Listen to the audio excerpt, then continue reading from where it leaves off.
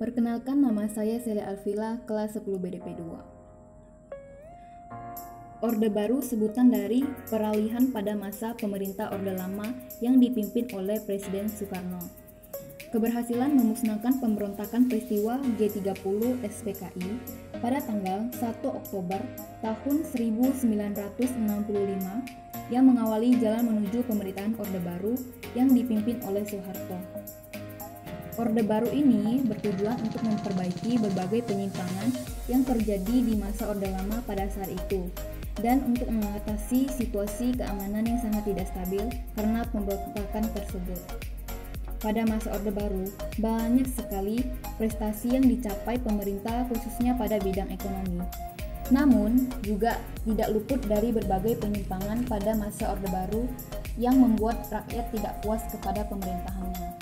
Nah, penyimpangan-penyimpangan yang tidak dapat diperbaiki akhirnya membuat rakyat merasa semakin tidak nyaman. Terlebih ketika terjadinya krisis ekonomi, rakyat menuntut pergantian pemimpin dan menuntut agar Presiden Soeharto turun dari jabatannya pada saat itu, yang dilakukannya setelah peristiwa Trisakti. Maka pada saat itu, bangsa Indonesia memasuki era reformasi yang artinya perubahan atas sistem yang sudah berjalan di 1 tahun waktu itu, yang mulai pada tahun 1998 hingga sekarang. Pergantian era pemerintahan pasti ada perbedaan besar yang dimulai dari perbedaan cara pengambil kebijakannya dan cara pengelolaan negaranya.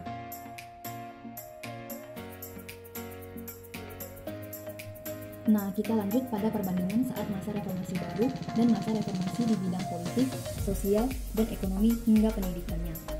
Politik. Nah, jadi pada masa politik, Orde Baru didominasi oleh Golkar yang dipimpin oleh Soeharto. Sedangkan pada masa reformasi yang kembali ke hasil pemilu dan terjadi pembebasan hak untuk mendirikan partai politik. Sosial. Masyarakat pada saat Orde Baru hidup dalam kondisi yang cukup stabil karena ketakutan pada represi pemerintahannya.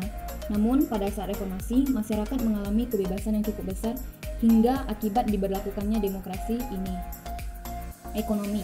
Ekonomi pada masa Orde Baru sangat baik dikarenakan didukung oleh harga minyak bumi yang tinggi. Namun pada masa reformasi, ekonomi menurun akibat jeleknya pengelolaan ekonomi pada masa Orde Baru. Pendidikan. Di masa Orde Baru ini, pemerintah banyak memperoleh prestasi dengan program-program yang berperan besar bagi perkembangan bagi pendidikan di Indonesia dan juga pembangunan lembaga-lembaga pendidikannya. Sedangkan pada masa reformasi, fasilitas pendidikan dibuka untuk semua kalangan termasuk kalangan Tionghoa. Setelah itu, ada juga perbedaan-perbedaan dalam penyampaian pendapatnya, perbedaan aturan hukum, perbedaan kebijakan ekonomi, pemilihan umum, pengambilan keputusan, peran militer, pemberantasan korupsi, dan perubahan budayanya. 1. Penyampaian pendapat. Kebebasan untuk menyampaikan pendapat pada masa Orde Baru terbatas dan ruang gerak juga dibatasi. Sedangkan pada masa reformasi, masyarakat memiliki kebebasan untuk menyampaikan pendapat termasuk sampai memberikan kritik saran kepada pemerintah secara terbuka tanpa ada yang perlu ditakutkan. Pada masa Orde Baru, semua penerbitan seperti koran dan majalah harus memiliki SIUP atau yang biasa kita sebut Surat Izin Usaha Penerbitan terlebih dahulu. Lanjut ke 2, perbedaan aturan hukum. Pada masa Orde Lama, banyak terjadi ketidakadilan dan rekayasa. Pembagian kekuasaan dalam hukum juga tidak sesuai dengan amanah UUD 1945.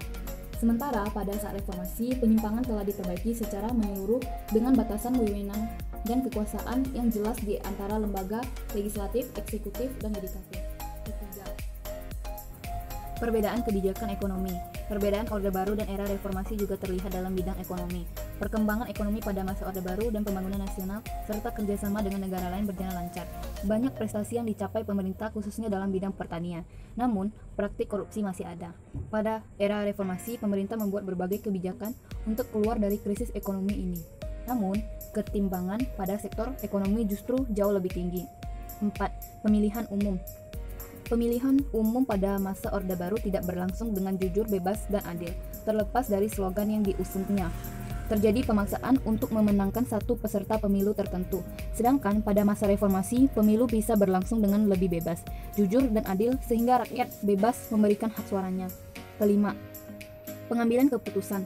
Perbedaan Orde Baru dan era reformasi juga terlihat dari pihak pengambilan keputusan, di mana kebijakan ditentukan oleh pemerintah pusat yang mengakibatkan kesenjangan pembangunan antara pusat dan daerah. Sedangkan di era reformasi dibentuk otonomi daerah untuk memberi pemerintah daerah wewenang untuk mengambil kebijakan pada bidang tertentu. Yang keenam, peran militer. Perbedaan Orde Baru dan era reformasi juga terlihat dari peran militer yang menjadi salah satu ciri pokok Orde Baru dalam politik, sosial, dan budaya dalam wujud ABRI. Pada masa reformasi, ABRI dihapuskan dan TNI tidak lagi memiliki peran yang dominan dalam menyelenggarakan negara. Setelah ABRI dihapus, pada masa reformasi, ABRI kembali berfokus pada fungsi pertahanan dan keamanan. Yang ketujuh, pemberantasan korupsi. Pada masa Orde Baru terjadi korupsi. Salah satu sarana korupsi adalah melalui yayasan yang dikelola oleh Soeharto dan keluarga serta anak-anaknya.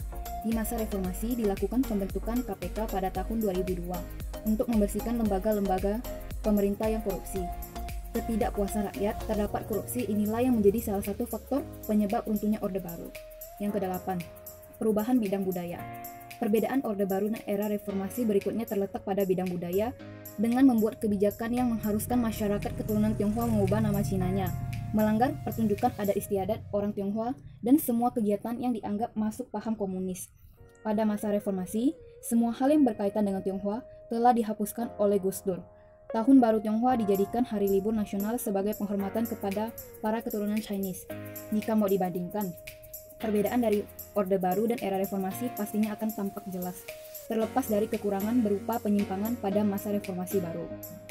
Jika dibandingkan dengan situasi tertentu pada era reformasi, pastinya akan tampak lebih baik dari sebelumnya.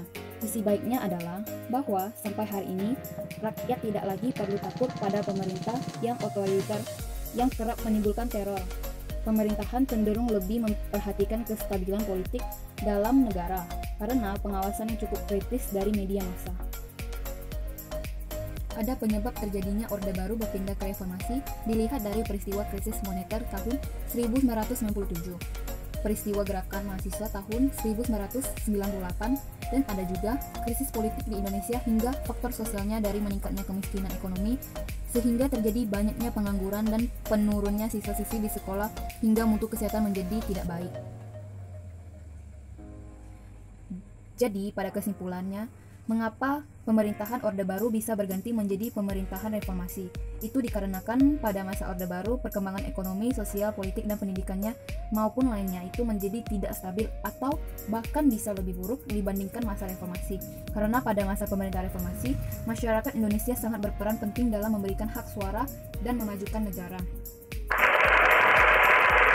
Sekian video dari saya, mohon maaf jika ada kata-kata yang kurang berkenan. Terima kasih dan salam sejahtera bagi kita semua.